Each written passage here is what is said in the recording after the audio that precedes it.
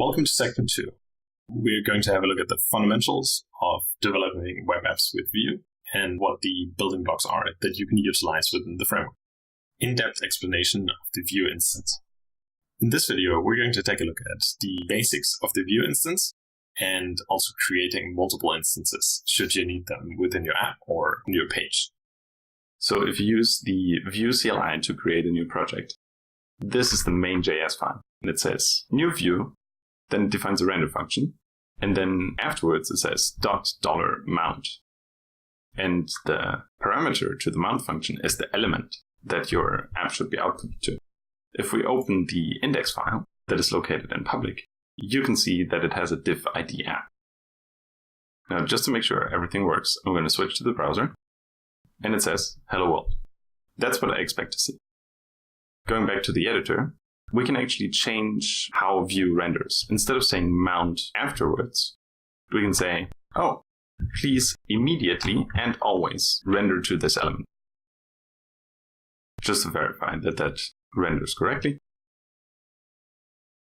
So the difference between the two is that L always renders immediately and regardless if something needs to happen before or not.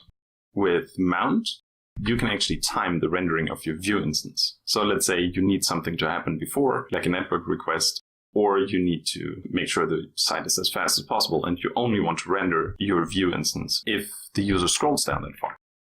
So we can also say, please keep a reference to the Vue instance, and then let's say something needs to happen. We'll just call that point later for now. And then we say a.mount. $amount. Let's save that and go back to the browser. There we go. It renders our hello world. I'll quickly remove that again. So it's important to always pass the parameter as the element that's going to be your Vue instance. Now, if I wanted to have two Vue instances, I could copy this one and say, oh, I would like another one. I'll call that one B. Now, I can't mount them on the same element. So let's just call them app and app2. And then in the index file, I need another one. Let's see if that outputs two hello worlds. It does. So now these are two separate Vue instances outputting the same component.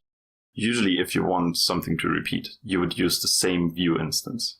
But if for some reason you need them spread across two parts of the page and not your entire page is rendered by Vue, this is a good option to use Vue for two elements on a page that might not always be there, or where you have server-side rendered HTML, for example, from PHP or from Ruby, and you want Vue to appear in different parts of your page.